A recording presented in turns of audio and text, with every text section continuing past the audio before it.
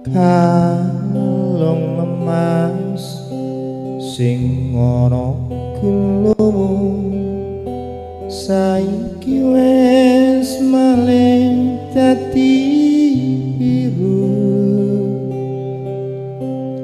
luntur kaya tresnamu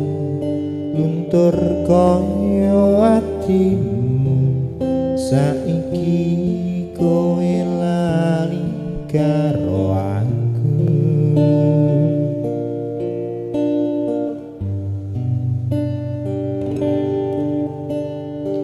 kalong emas kuwi biyen tak tuku tak pasrahke mung kanggo sliramu gedhe rasa tresnaku